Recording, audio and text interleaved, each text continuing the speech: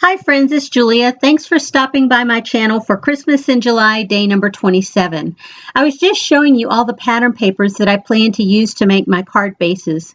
And here I'm showing you I've triple layered. I've got a piece of a piece of cardstock, foiled piece of paper, and either a pattern piece of paper or a embossed sheet of paper to go as the backgrounds for my cards. And you can see I took all the tags that I had in this mini kit, and I'm working on mini kit number 4 here. And I took all the tags that I had and started pulling in different embellishment pieces, either from the kit or from my generic stash. And I've kind of layered them all up to know this is how I want them to go. And I'm layering them out there so that I can know what I have and which one it's going to look best with. So I'm really enjoying this process of making lots of tag embellishments, layered up tags, if you will, and then putting them all together. And you see, I have an extra card base left there, and I just tucked it back into my generic stash. And I'm showing you there how I've decided on everything. I've way skipped through. I went in and I glued everything down. A lot of this I took bits and pieces from my generic stash, as well as from the embellishments that I added to this mini kit. And here I'm just going through and adding some additional sequins in. I added those two, you see on one side, on the left side, I have the 2 large gems, and then on the right side, I have the 2 large black gems. And then I used the ribbon that I had in my kit, as well as a bow for my kit. Here I used that ornament piece on the left, on the right, that I made a while ago for a different card and never used it. Used one of those little Martha Stewart tags. Used some die cuts on the left card from my generic stash, as well as a piece that I had previously stamped. Here, I have on the right side, I have an image that I previously stamped using some ribbon scraps. And then on the left side, I have the Martha Stewart tag, and again, some more ribbon scraps. And those die cut embellishments in the background, I think I pulled those from my generic stash. I don't think I had them in this kit. There is a clear acetate piece that was in the kit, but I think that large silver snowflake was from my generic stash. Again, here on the right, I have some die cuts and a Martha Stewart piece, and then on the left, I have more die cuts from my generic stash, as well as a stamped image from my generic stash, and more ribbon scraps. Here, on the right, again, more die cut pieces and a Martha Stewart tag that I stamped, and on the left, another Martha Stewart tag that I stamped, and that large snowflake, I believe, came from my generic stash. I don't think I had it in with this. I may be wrong. And then finally, this one, that Christmas tree die cut, is one that I had in my generic stash, and then I used a Martha Stewart tag that I had stamped. Those Martha Stewart tags I stamped a long time ago in a different kit, I think in kit number 1 or kit number 2, and then did not end up using them. And so they went into my little bowl of embellishments that I've just been messing with through all the little card kits. Here I'm stamping the envelope, and I'm putting a Christmas tree there, a really pretty close to my heart Christmas tree. It has a very almost Scandinavian feel to me. But I love it, and I love it on these Christmas cards. And I think at some point I'm going to make some Christmas cards that are going to just be that tree, and then I'm going to fussy cut them out. Maybe. We'll see what the future brings. So I go along through here and I stamp all my envelopes out, and then I stamp my sentiment on the inside.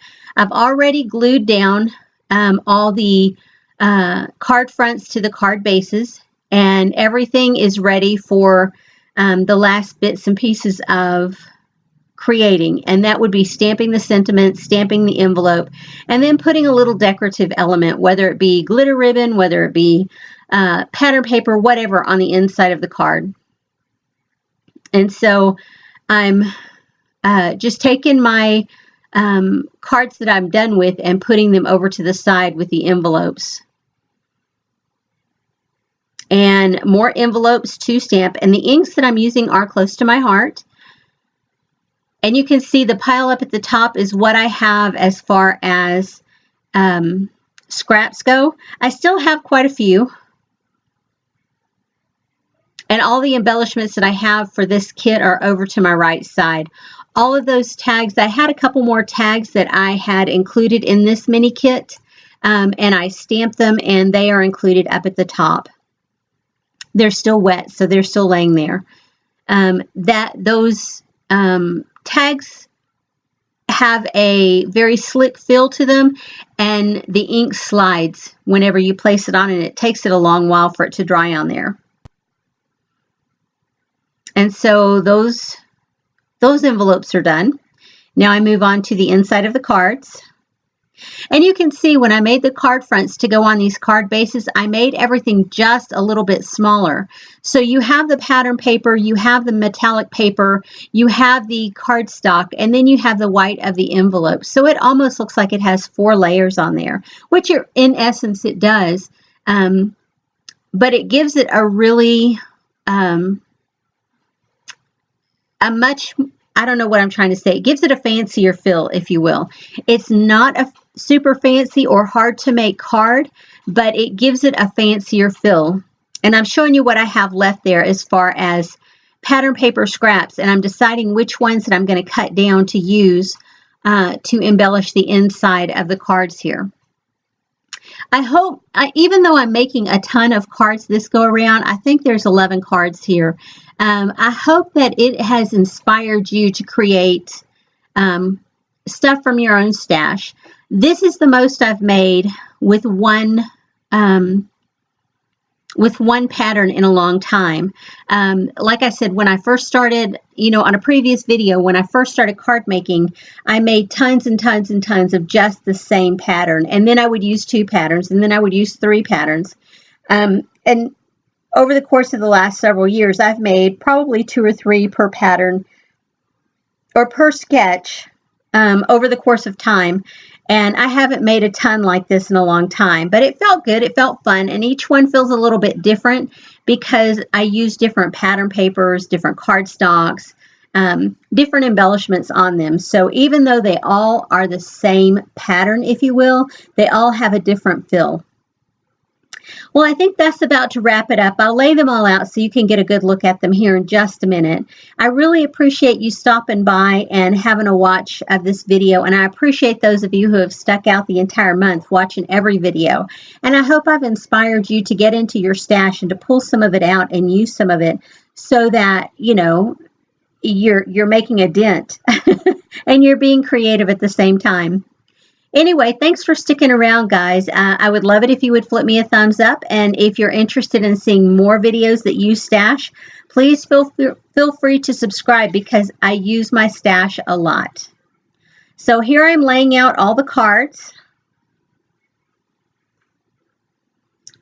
And I'm just showing you the difference between an A2 and the larger size that I created. Voila!